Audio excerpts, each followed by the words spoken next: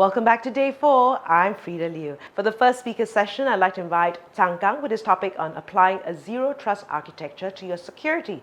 Zhang Gang is a technical partner manager of NetApp across ASEAN, Hong Kong, and Taiwan. He's a VMware certified design expert and also certified on TOGAF. He has more than 15 years IT consulting, and his expertise is in IT infrastructure and cloud design. He's engaged a lot of ASEAN enterprise customers across many industry verticals such as government, healthcare, energy, finance, and cloud providers.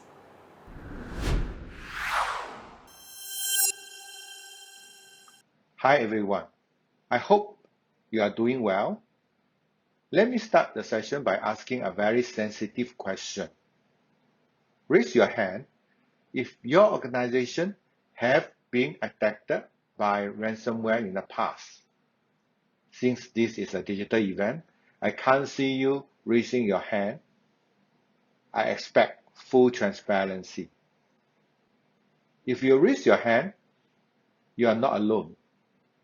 Many organizations have been attacked and many more will be attacked in the future. Even you have been raised your hand, more than likely your organization will be attacked by ransomware some point in the future. This session is to help you to prepare so that when it happens, the impact will be as minimal as possible. I'm Zhang Gang, a technical partner manager from NetApp. Today, I'm going to talk mostly about ransomware, but I'm going to frame it around NetApp data-centric zero trust architecture. If you are not familiar with zero trust, hopefully by end of this session, you will be. Let's go ahead and look at today's agenda. Firstly, I'm going to talk about the security threats that organizations are facing today. Next, I will run through what zero trust is. This will be followed by how NetApp can help to prevent, detect, or our partner integration, and also to recover from the threats such as ransomware. Finally, I'm going to leave you with some additional resources for further readings. Without further ado, let's start. The frequency and the cost of attack keep on growing. With current COVID-19 situation, working remotely is not a norm. Unfortunately, worldwide, we have seen a sharp increase in ransomware attacks. While people are working from home more and more, most users don't invest a lot in their home network security or antivirus software, and the users are using their own devices in a lot of cases. If organizations don't have all the tools that restrict and control those endpoints, the present another matter for things get into the environment. Companies are also effectively rolling out SaaS-based platform and moving application and workload to the cloud. As you can see, it increased the overall surface area for attack, so there's more and more ways of getting an attack inside an organization now. In fact, here's some statistics I would like to share. Each year we look at Verizon Data Breach Investigation Report to get a view of security market. This report dated May 2020 and it gives a rare mirror look for 2019. We see that 2019 covers about 32,000 incidents and close to 4,000 breaches. Year-over-year change shows that incident decreased by 30%, however, breach increased by 49%. The industries that are breached most often are healthcare and finance. As a matter of fact, healthcare data is very valuable to malicious actors because of financial motivation. There are a few points that I want to highlight here. If you look at the bottom right-hand corner, 27% of malware incidents were ransomware. Malware encompasses a lot of things, but large part of it is ransomware. Another interesting thing is that 25% those breaches took months or longer to discover. Ransomware can be locked in your environment, while you might not discover right away, so backup going to extreme important, and we will talk about it later. Moving to the left, one other thing that really stood out to me in this report is that 33% of the breaches involve internal actors.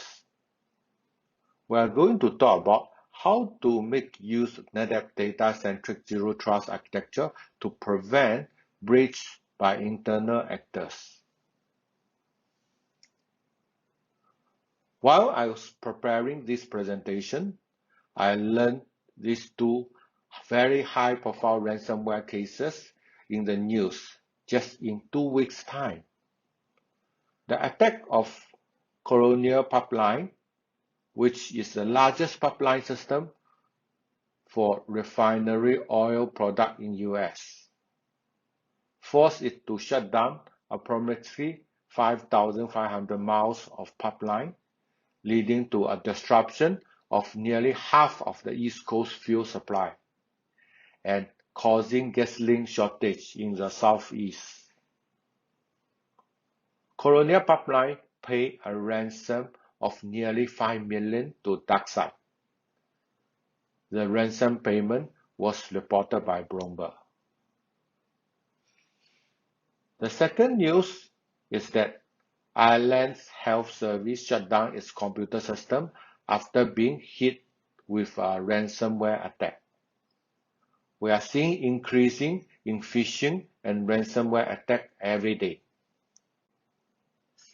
In fact, the barrier of entry is pretty low for a malicious actor at this point. It is not very hard for a hacker to get the tools.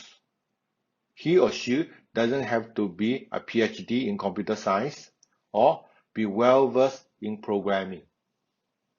You can go out into the dark website and you can purchase ransomware and easily get email address to send to. Can it be stopped? Yes.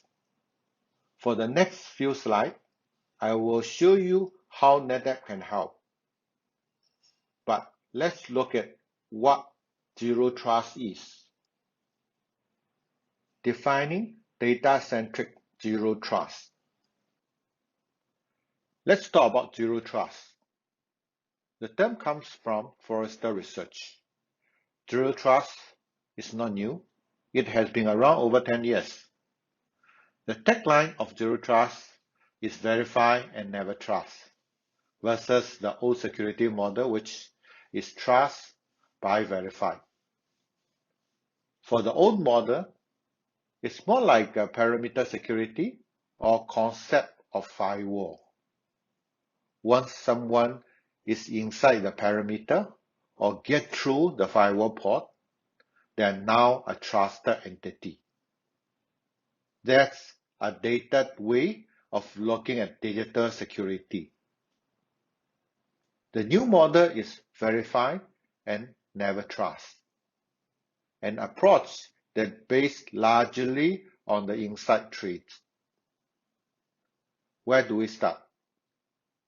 We create what we call microcore.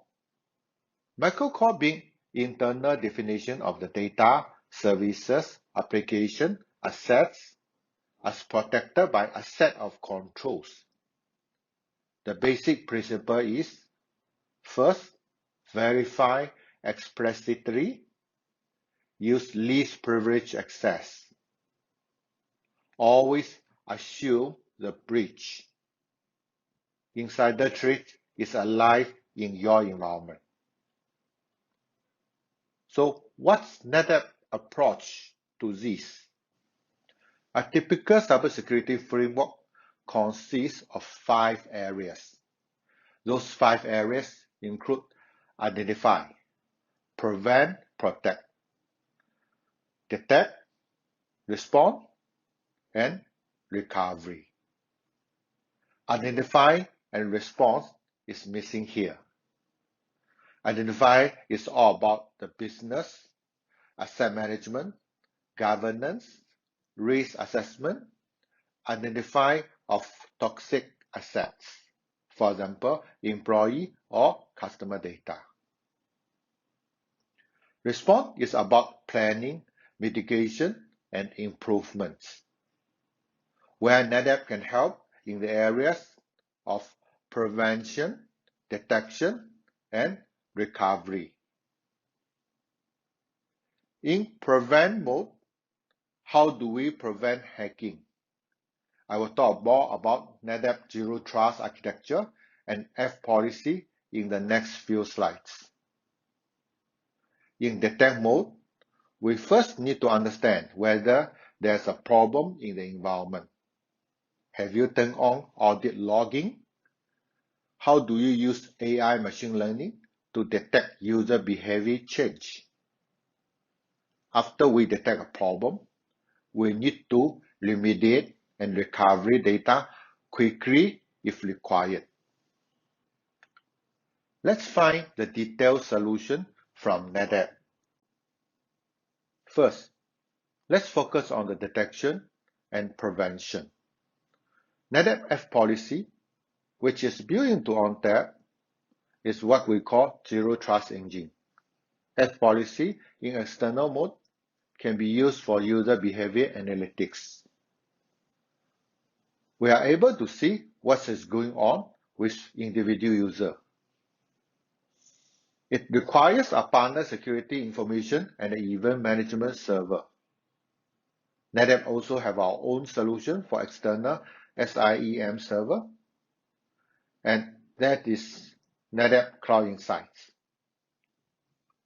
NetApp Cloud Insight with Cloud Secure provides insider threat detection by monitoring file access and use user behavior analytics.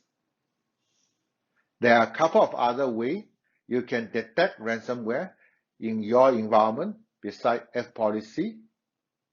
That's snapshot rate of change.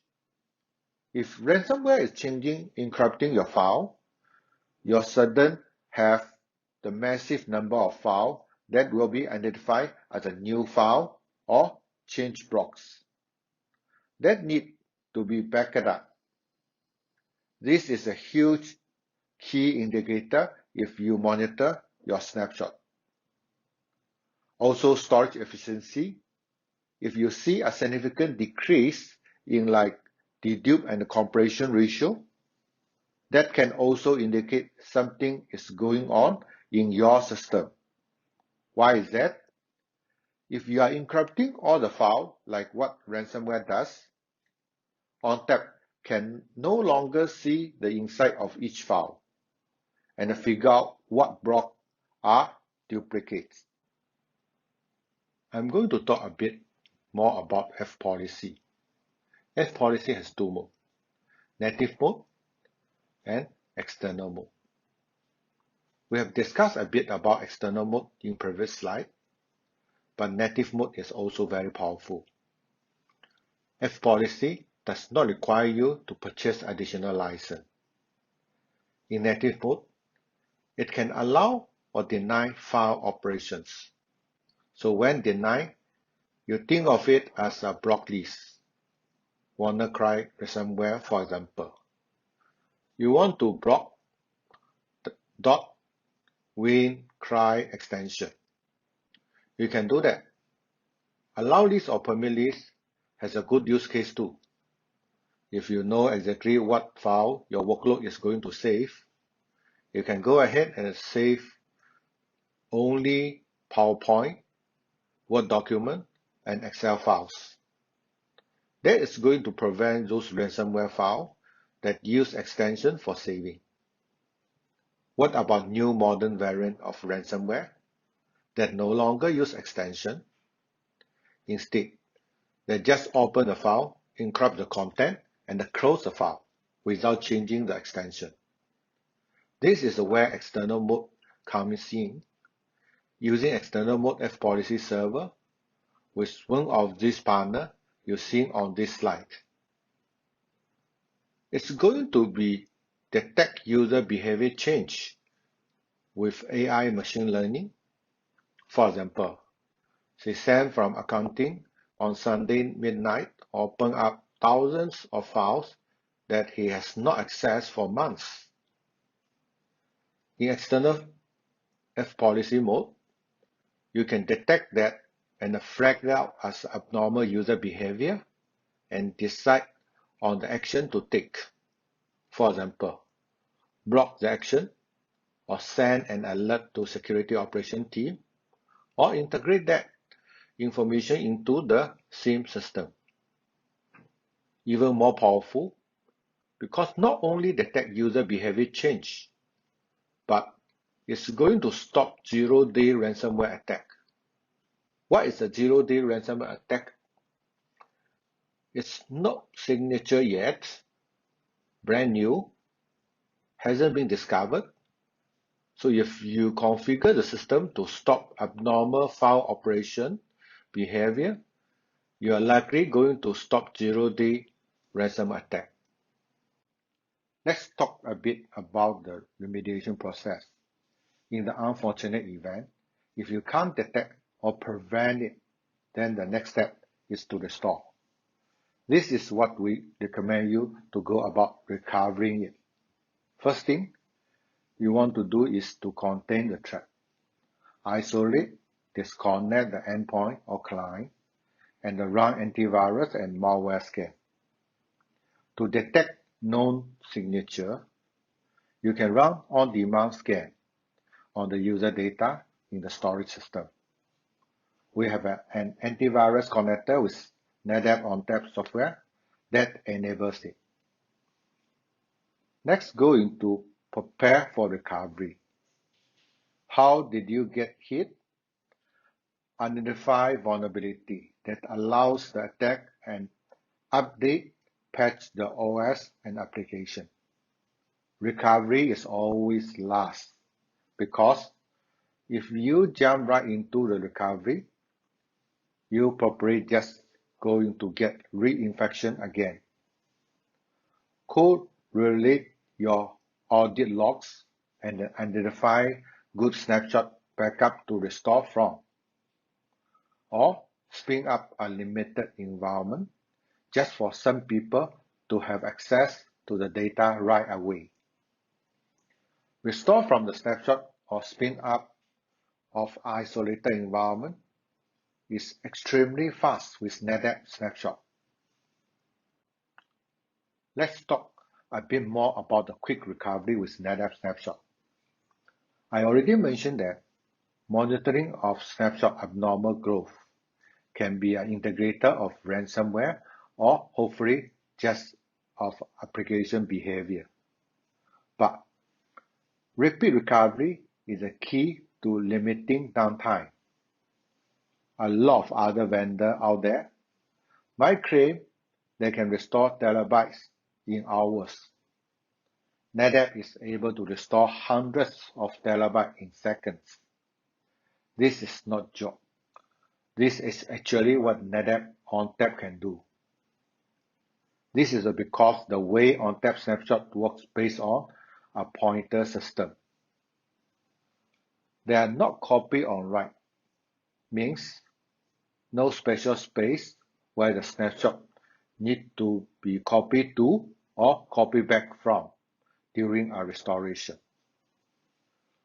Looking at the example here, if we write block A, B, and C, and then take a snapshot, and let's say ransomware come in and overwrite block B and C, encrypt those blocks, the active file system is going to be A, B1, and C1. If you need to recover, you stop snapshot. All that happens is that the active file system change pointer is really just a snap. But snapshot can be deleted by administrator. So what is the best practice recommendation around this? One of the things we recommend is to turn off snapshot auto delete. In the case of ransomware, where a lot of changes are generated, it's going to delete your older snapshot copy, which will likely to be the good copies.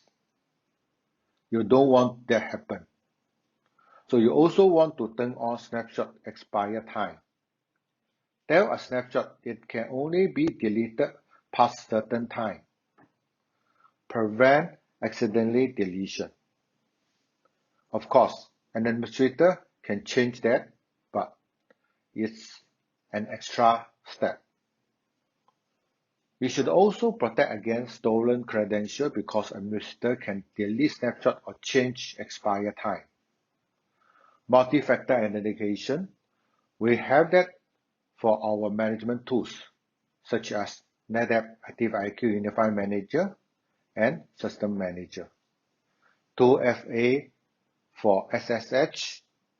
This is where you need more just your username and password to access the system. You need a token or MFA or a public private key for SSH. This mitigate one from access your system through stolen credential. Also, certificate for REST API. Restrict management traffic with ONTAP firewall. ONTAP has a firewall built-in and you can restrict your management traffic to only come from certain subnet. By default, it's open to all subnet. Role-based access control, or RBAC, is another great way to help address stolen credentials. Certain accounts can only do certain things, and limit their ability to do major damage through user error or stolen credential. If you want to make this more restrictive, you can fully lock down your admin account, or what we call it, break glass admin. This is where you require 2 or more people in your internal process to agree to access the admin password for the system. And go even further to just enable admin access through serial console. Very restricted, but very secure. And the ultimate way for preventing snapshot from being deleted is a snap lock compliance. Snap lock is our warm solution. Write once, read many. It's a licensed feature of ONTAP. You have to pay for that, but it has a lot of power.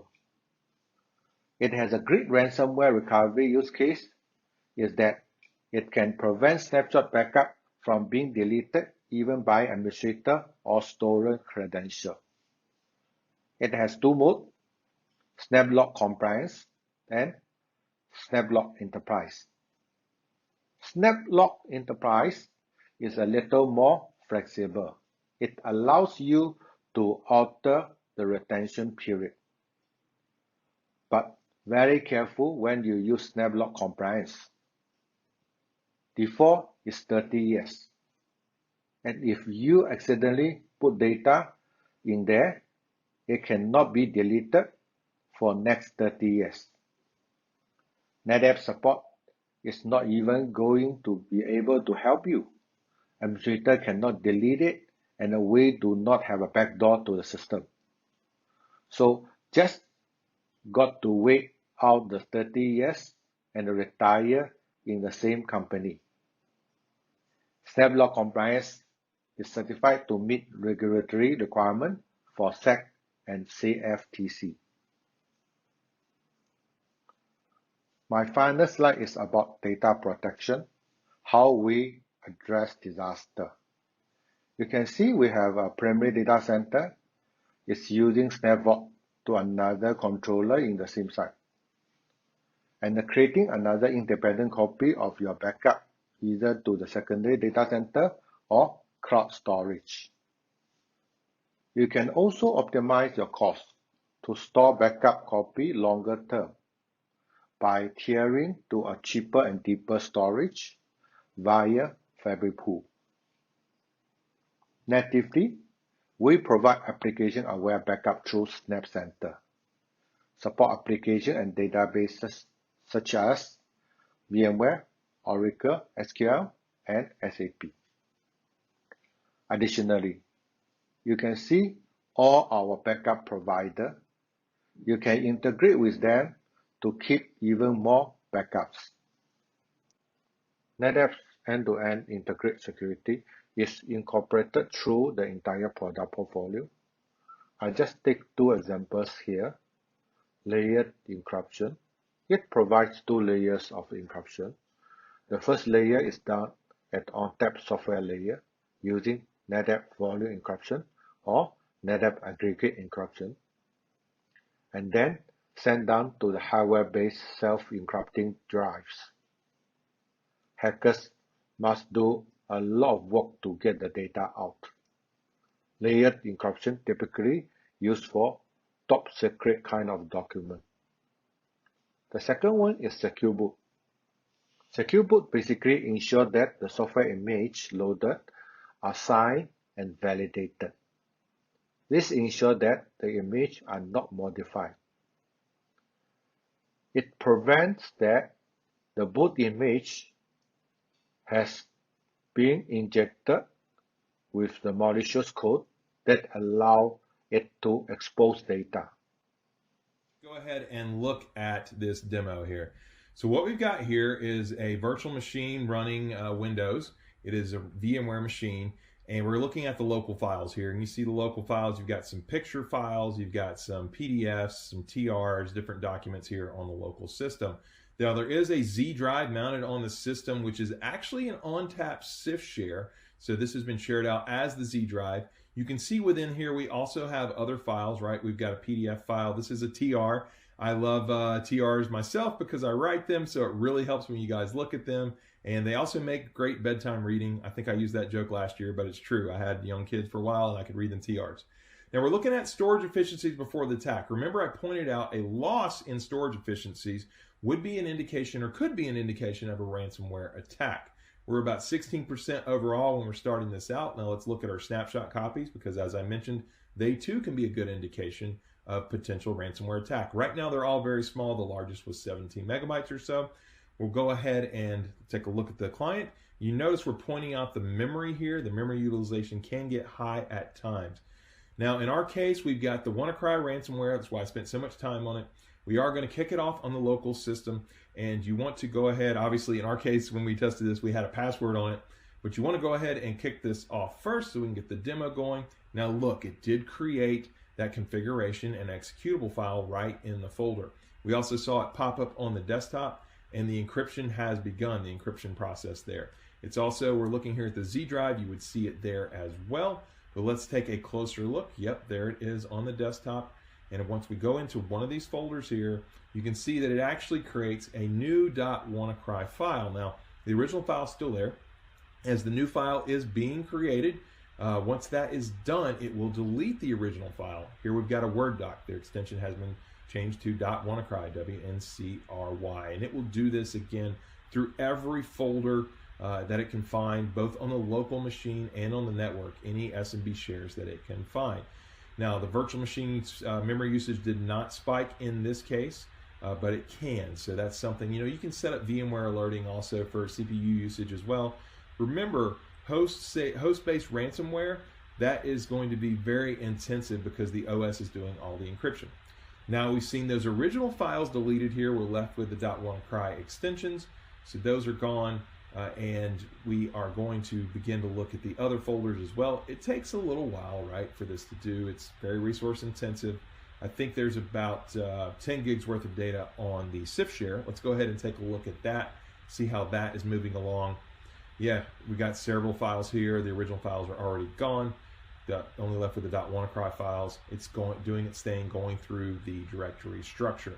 Now again, you can, well, let's go ahead and take a look at snapshots here first.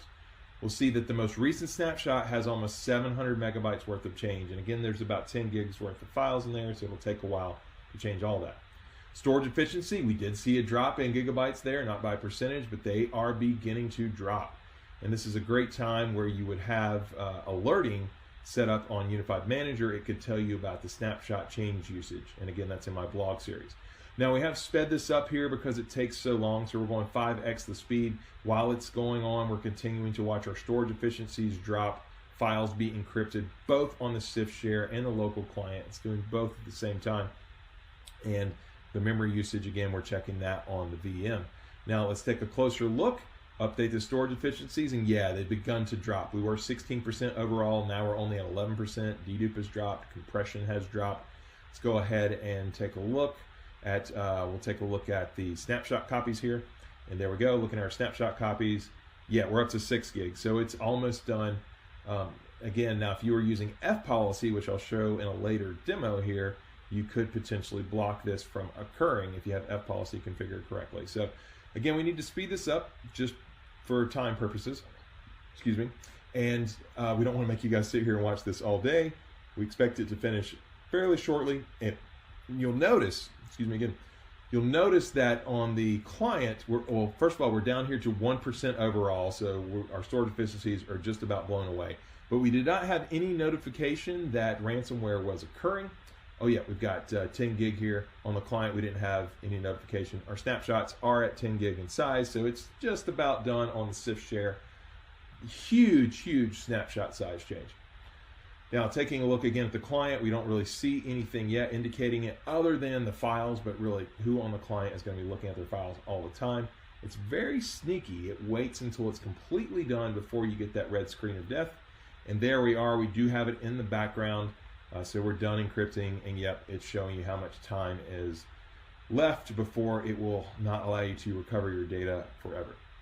Now let's go ahead and take a look at how we can recover from this very quickly, because as we all know, downtime is the main thing that we want to avoid here. We want to recover as quick as possible. Now we're going to go ahead and launch Snap Center here, right from VMware vSphere. It's built right in. We're going to restore the virtual machine. So we're going to click Restore there. It launches a wizard within vCenter, and it's going to load the backups. Now we want to be able to, we want to be sure rather that we choose a backup that is application consistent. For NFS data storage, you'll usually be fine, but it's still a good idea if you were to hit problems to get one that also has a VMware snapshot that's application consistent. So looking at the backup list here, we see that we do have 3 like that. So we're going to go ahead and pick one of those and go ahead and kick this off. So we've got our snapshot that we want to restore from chosen. Now you could restore just the hard disk if you wanted to. We're going to restore the entire virtual machine in this case. And we're telling it once it's done, go ahead and reboot the system. So that has been kicked off, or just about to be. We're going to verify that it is there in tasks. So there you go. And take a look at recent tasks down here. Yeah, and we see it's been kicked off. It's already at 26%.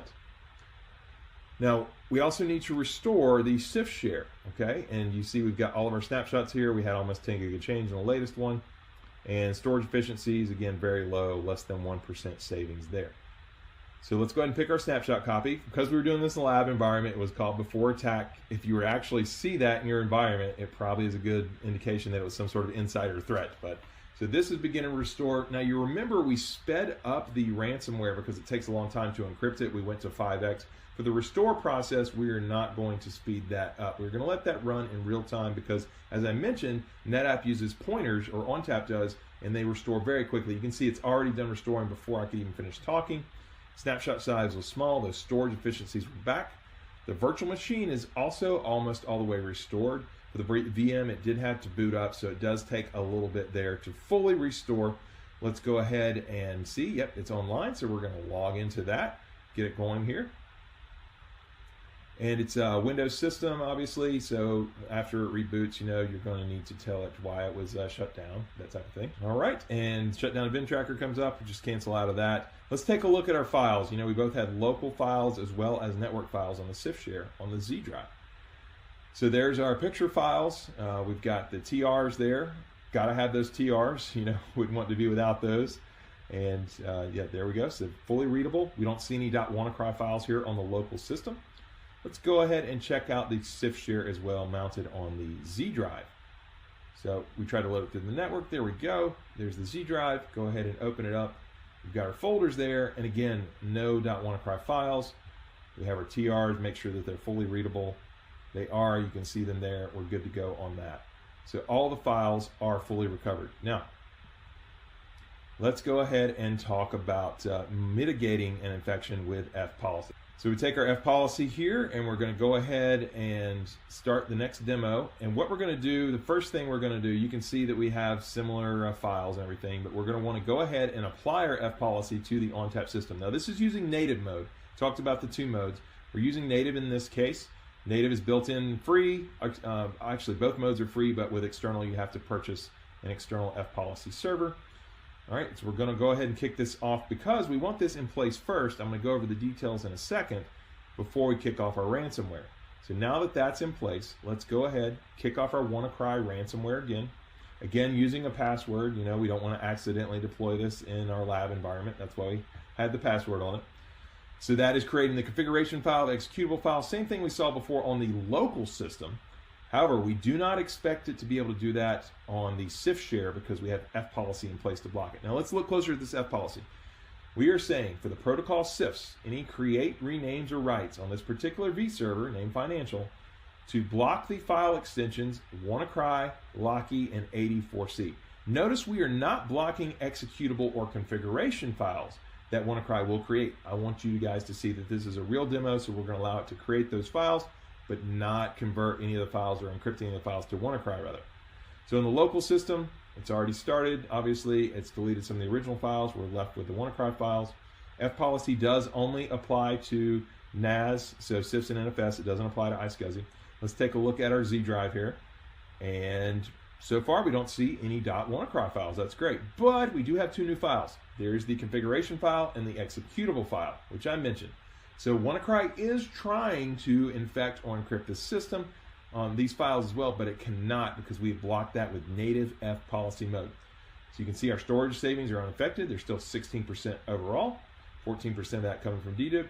We take a look at our snapshots here, and they continue to be very small in size, only 17 meg. Nothing huge and large like we were seeing in the last demo. Now we're going to speed this up 10 times this time, 10x, not just 5x, because we don't want you to have to wait even longer for this to finish. But when it's all done, what we should see is that the local system has once again been encrypted with ransomware, whereas the Z drive or the SMB share has not this time because we have that in place, that F policy.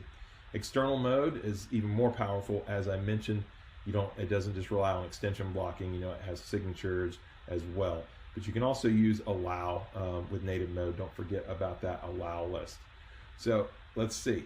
Z drive, we still have files there, and they're still not encrypted, right? The TR is still there. Our picture files, all that still accessible. Now the encryption is almost done. It's on the local system. It's already changed the background. Again, we're looking great. Storage efficiencies are good. Snapshots remain small. So pretty cool, and it just finished, but it never encrypted the files on the CIF share. And that's the real power of F policy. You can not only recover quickly, but you can with ONTAP snapshots, but you can also prevent the ransomware from getting infected in the first place with F policy. These are additional resources. We have a wonderful blog series on ransomware written by our colleague. Please go and check it out.